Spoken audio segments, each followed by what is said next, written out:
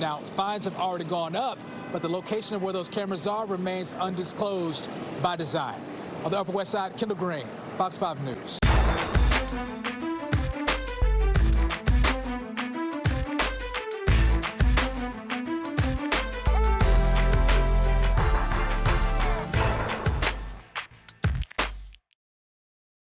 What's up, everybody? Rob Ferretti, Esquire.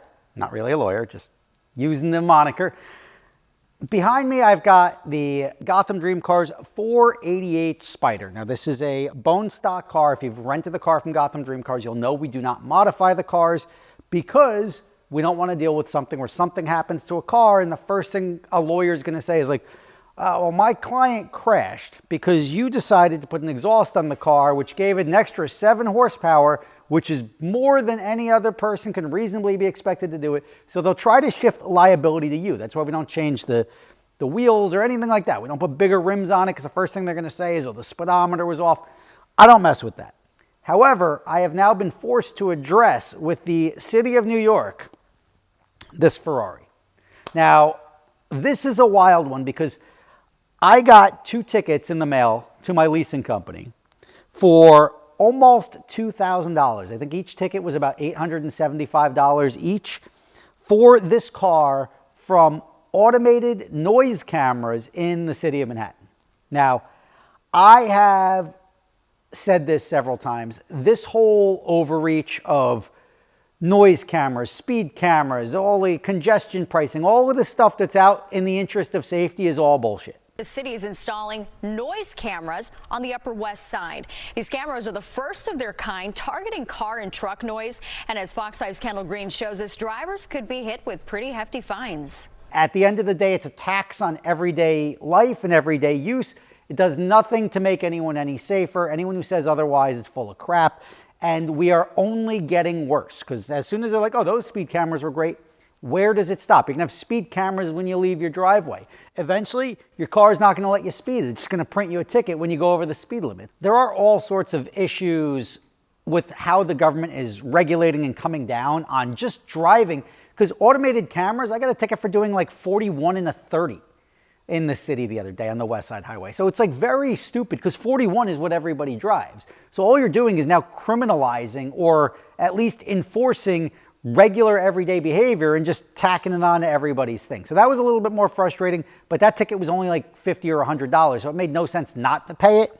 These noise tickets are over $800 each, and it's first violation, second violation. It's an escalating scale. They start out at $800, and then I think they go to $1,700, and then for the third offense, $2,500. A, it's not my problem, it's my client's problem. But I can't go to my client and be like, hey, you rented a car with a stock exhaust, but you got these 2 noise tickets, and it's now going to cost you another $2,000. So I decided to fight it myself. And I told my leasing company, I'm like, get me those tickets.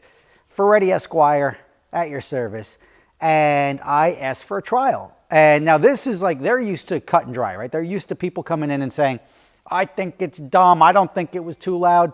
I took a more rational approach, right? I took a multi-pronged approach. The first thing I took was, you sent me a ticket, which doesn't even have a photo or anything like that. How do I know you read my car? You got my license plate, you got this, but like I have no idea that the sound reading that you took was off of my vehicle. That was first.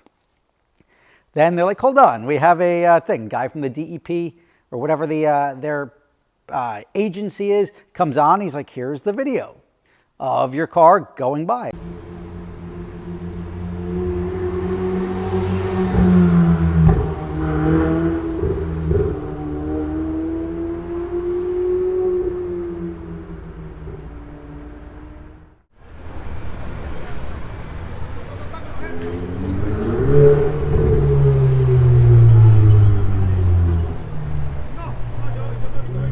Now I'm looking at my car doing nothing out of the ordinary, right? I don't think this car, in both times, that for both tickets, same rental within a couple of days from the same camera, was just driving normally. Like there was like, if he was at 3,000 RPM or something like that, wasn't doing donuts, wasn't revving it up, wasn't doing anything like that.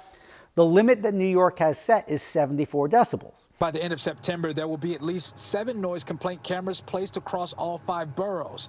The locations chosen by elected officials. And when those meters detect noise beyond 85 decibels, drivers will receive a pretty hefty fine. Can this car exceed 74 decibels? Possibly, probably, but not in everyday use. And you can't argue. My initial thought was like, let me argue and just say it's a stock exhaust. It's a federally legalized car, imported legally, sold to me. I have not modified it. You can't now make the noise it emits a violation of law, especially to the extent where it's going to cost me $800 every time I drive past one of your automated cameras. Now, that's not a very valid defense, because that's like saying, well, the car can do 200 miles an hour. That doesn't mean you're allowed to do it.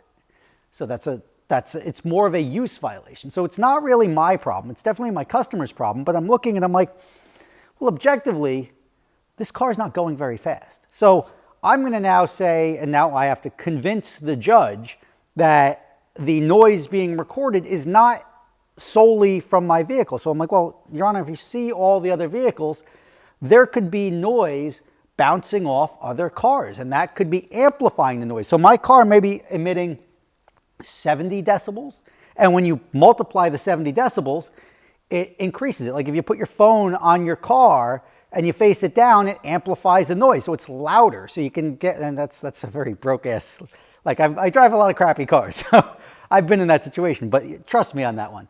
If you take your phone, you put it down on a solid surface, it amplifies the noise. So I'm not admitting that this car was emitting a noise in excess of 74 decibels. So like my first defense was that it wasn't this car. Well, first defense was like, how do you even know it was my car? But then they gave me the videos. I'm like, it's probably that one. But the second one was, how do you know that this car was emitting that sound? And then they got it 3 times, and here's all your readouts. My next defense was going to be, all right, well, how do you know that camera was reading properly? Because you're telling me, and especially because this car was not exceeding the speed limit, wasn't doing anything, it was going like stoplight to stoplight. So doing 10, 15 miles an hour, how can you tell me that that camera was reading properly? And now like the guy comes on, he's like, well, it was calibrated in May of 2024. I said, great. You issued me a ticket September, or 2 tickets, September of 2025. So I'm going to argue that that camera is out of calibration. And how am I going to prove that? It's a long time to go between calibrations. So you're talking 16 months or so. And also, this car in stock form is rented and driven all over the city, all over the 5 boroughs. You have other sound cameras out there. And it's passed many a sound camera doing the exact same thing. If the guy was at a light revving it up, it's a much more difficult defense. But this car was just driving along.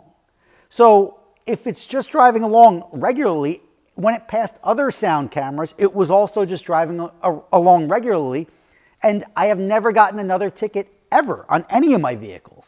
So the fact that this one camera gets this same car twice in a week and it's never been ticketed anywhere else, I'm going to say that that camera wasn't reading properly. And that's my job, is to now prove that the state is not proving that this camera was calibrated properly, or did it read my car accurately. Arguing the decibel levels too low, arguing any of that is just a much more difficult, now you're arguing the law. But then lastly, my last defense here was like, because even the woman, I'm like, you can't issue these tickets to my company, because these are going to my company, but this is a use violation. That's like sending speeding tickets to Ferrari and say, here, you deal with this. And the judge was like, well, you have a rental contract, can't you bill your customer? I'm like, don't make me your collections company, because also, if it's a use violation, I don't care. This is not an equipment violation. If it was an equipment violation, me as the owner of the car would be responsible for it. This is a use. And that use is the responsibility of this person who was driving. Here's a legal rental contract here. I'll show you who he is. You can transfer the ticket to him. He's entitled to his day in court. I can't adjudicate it on his behalf and say, by the way, you owe New York $2,000 for driving normally. So the other thing that I brought up is that you have these tickets that are escalating, first offense, second offense. How am I going to explain to the 10th customer, if it is illegal to drive a stock Ferrari through New York at regular speeds without speeding, how am I going to explain to the 10th guy who just drives along at 30 miles an hour and gets a $10,000 noise violation? You can't keep escalating somebody else's use on the company. And well, I mean, you make a good point, and there are flaws here. I'm like, Great, so you can't burden me and my company with this. Well, you can appeal it. I'm like, I don't want to appeal it. This is hogwash. I think I've established that the law is silly the way it is, because this is a New Jersey registered car driving in New York, and there's nothing modified about it, and you're now making it illegal. Any sports car that's not modified driving through New York past a speed camera is subject to an $800+ ticket. First offense, $800, and it goes up from there. Like, you're now a criminal just by driving normally through the city. You're going to dinner in your GT3, guess what? Here's another $1,000 ticket. You're going the other way, there's another $1,000 ticket, two separate occurrences. So they're criminalizing everyday behavior with legal vehicles that have not been modified. It's one of the most absurd things I've dealt with. And I was like hoping for a resolution. I think I established my case where that guy was just like, well, we don't really have requirements on how frequently we have to calibrate our cameras, our noise cameras. I'm like, well, I'm giving you proof that you should calibrate them at least more than 16 months ago, because I'm telling you, I have no other tickets. This is the only, you have my registration, you can look it up. These are the only 2 tickets on this car in the last 2 years, or however long you've had these cameras up. I'm telling you that is more than enough reason for you to doubt the accuracy of this camera, because I assure you, we've gone through other speed cameras. Now, how did it end? Well, I can't tell you, because I have to wait 30 days. And I was like, well, bummer. So I was like, can I get a recording of this meeting? And then she's like, I'll give you my decision within 30 days. So now we wait. But this does highlight something very important, is that the overreach of government, especially New York, is ridiculous. Noise cameras, they make sense, but it should be like somebody making 120 decibels, not it's 74 decibels driving by, especially in a cave of buildings where the sound echoes, is nonsense. You should not be able to, without even being under load, exceed those noise ordinances or that noise threshold in a car that is sold and federalized by the government to be operated on the roads. I think that's absurd. Now you're criminalizing, what are you going to say? Oh, you have a Ferrari, you can pay for it? That's nonsense. That's criminalizing people for owning sports cars. It's a tax the rich sort of thing, but even you get a Hellcat or anything like that, there are Mustangs that are driving around that are $2,000 that are louder than this from the factory. So like, it's really difficult to now take somebody and make them a criminal for not doing anything else wrong and just be assigned that ticket from a computer. It's not even like a cop decided, like, I was here at 50 feet and we could then static rev your car from 50 feet away or something like that. You can't replicate it. This is just a video. And they're like, here, give me $1,000. So wish me luck. I'll let you know how it goes. New York just keeps just churning it out. Easy pass and raising every toll and congestion pricing. Remember congestion pricing? Huge deal last year. We're going to do congestion pricing. It's going to make so much more, less traffic in the city so you can drive in and out with, it was like a week. And now it's right back to normal. Now it's just taxing everybody more for everyday use. Frustrating, I know, but I'll let you know how it ends up. Rob Ferretti, thank you for watching. This is also like a legal video somehow. I don't know how, but also a legal video. Thank you for watching. See you next time, and I'll let you know how this plays out.